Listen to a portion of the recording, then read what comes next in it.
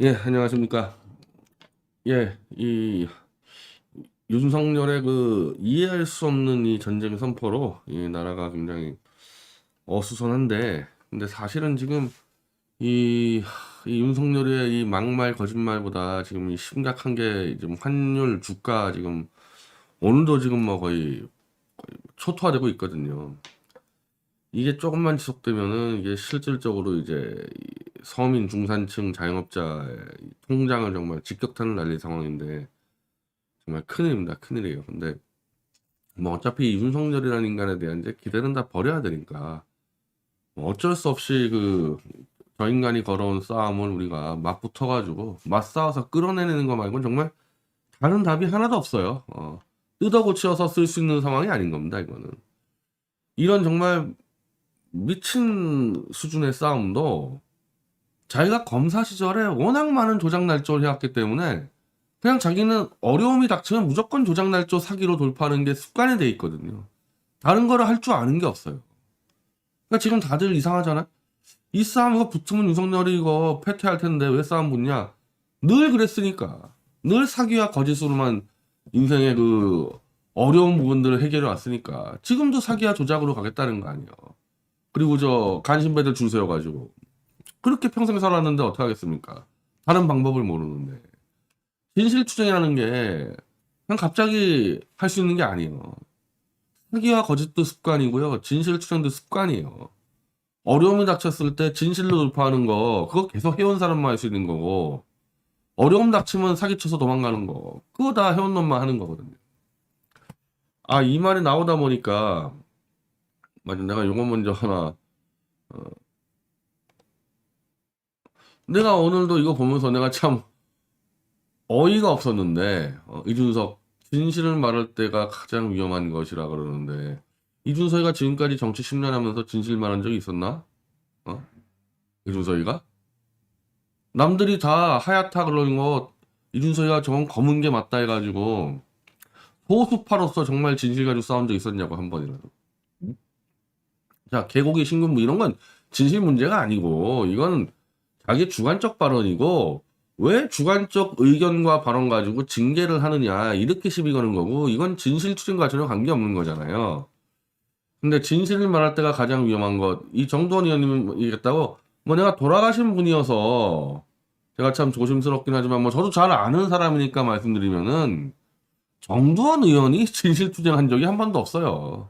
아니, 정두원 의원뿐 아니라 저기 저 국민의힘에 있는 인간들 치고 진실투쟁을 해본다고 얘기할 수 있는 사람들은 박 대통령 탄핵 때 김진태 정도는 얘기할 수 있지.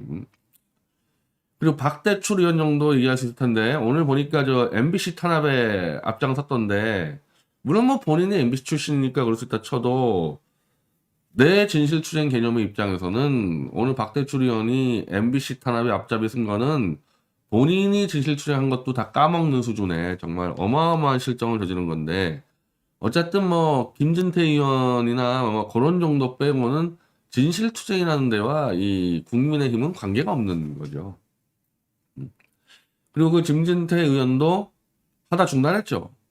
하다 중단했죠. 근데 사실 원래 진실투쟁이라는 게 대부분 하다 중단합니다. 예, 이게 안 되기 때문에 하다 중단하는 게 맞아요. 근데 소수, 이제 극소수가 이제 끝까지 끌고 가는 건데, 이제 뭐 그게 이제 저희 이제 태블릿이고, 또 반대로 이 사기와 거짓인데 또 끝까지 끌고 가는 놈들이 있더라고. 저 부정선거. 부정선거 저거 완전 사기와 거짓이어서, 뭐 이런 식으로 평가하면 됩니다. 이게 진실투쟁이냐, 거짓투쟁이냐, 제일 쉽게 판단할 수 있는 것은 공적 테이블에 나올 수 있냐, 없냐, 그거 요구해보면 딱 답 나와요. 저는 태블릿 관련된 거, 누가 나보고 나와서 얘기하자, JTBC 손석희든, 진중권이든, 뭐, 누구든, 윤석열이든, 한동훈이든, 이 관련된 사람 아무하고나 저는 1대1 토론할 수 있어요. 아니, 10대1도 가능해, 10대1도. 내 확신 갖고 있으니까, 진실에. 근데, 부정선거 사기치는 놈들, 강용석이 이런 애들, 민경욱이, 김세희 여러 곳에서 나오라 그랬습니다. 이들의 사기극을 밝히는 정함철 대표부터 저 펜앤마이크 등등이 나와서 한번 맞짱 한번 떠보자. 다 도망다녔어요. 다 도망다녔어. 진실을 갖고 투쟁하는 사람과 아닌 사람의 가장 큰 차이는 그겁니다. 뭐 저 같은 경우는 자리만 만들어주면 얼마나 제가 좋겠어요. JTBC 기자 붙여놓으세요. 저하고 JTBC 기자랑 30분 안에 뵙기 들게 할 테니까. 자, 그런 게 진실투쟁인데 이준석이가 진실을 말할 때 제일 유용한, 그러니까 솔직히 이제 이런 말은 진실투쟁을 안 해본 자들이 영화나 드라마나 보고 떠드는 말이지, 저같이 진실 얘기하다가 감옥까지 갇혀온 사람은 그렇게 많지 않을 거 아닙니까? 진실투쟁은 여러 사람이 하겠지만은 진짜 지금 상황에서는 제가 진실을 주장했다는 이유로 감옥에 갇혔잖아요, 1년 동안에. 제가 그것까지 경험해 보니까 진실을 말할 때가 가장 위험한 것, 이거 굉장히 유치한 발상이에요. 이런 식으로 표현 안 해요. 이제 직접 이걸 체험해 본 사람 같은 경우는. 위험하다는 표현이 안 나와. 이것들이 겁을 먹는다는 거지, 한마디로. 진실을 말할 때 가장 위험하다는 것은 겁을 먹는다는 건데, 내 스스로의 체험을 해보면요, 진실을 말할 때는 위험함은 느끼질 않아요, 전혀. 왜? 진실이라는 거의 다이아몬드 같은 칼을 쥐고 있고 다이아몬드 같은 방패를 쥐고 있는데 왜 위험을 느끼겠어요? 내가 가장 센 무기를 쥐고 있는데. 그러면 감옥 갔을 때는 어땠냐 했었을 때, 솔직히 말씀드리면은 감옥에 갈 때는 다이아몬드 같은 무기를 못 만들어서 끌려간 거예요. 약간 이제 철기 무기 정도를 들고 완성이 안 된 거지, 무기가.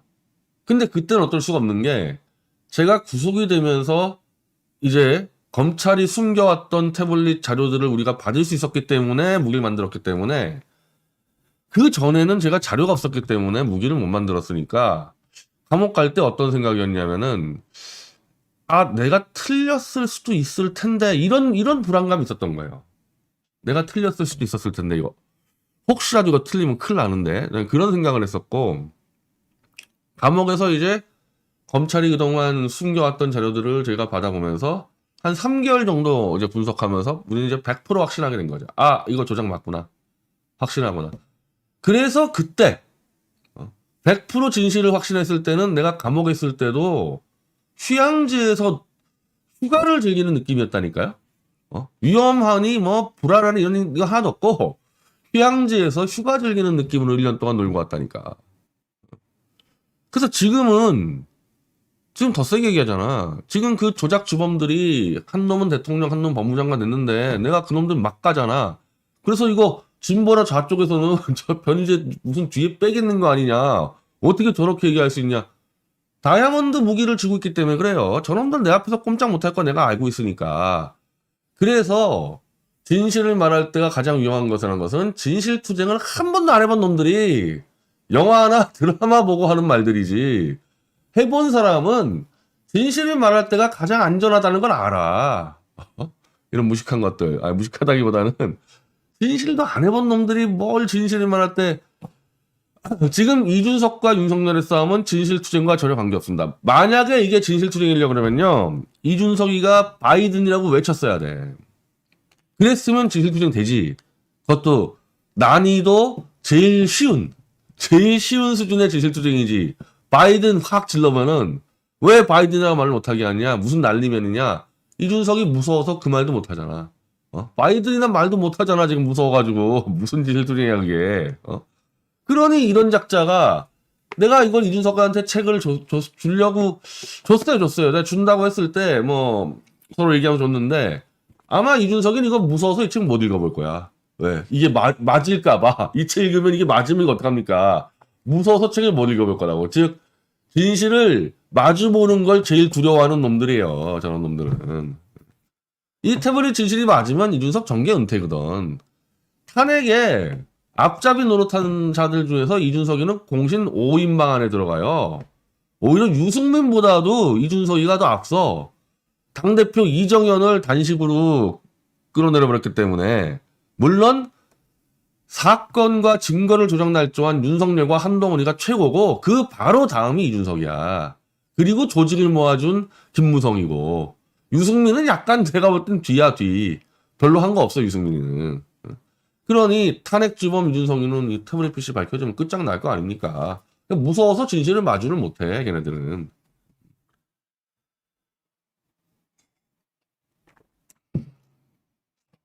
자, 말이 나온 김에 어제 판결문을 우리가 입수를 했는데 이거 재밌는 내용들이 많아요.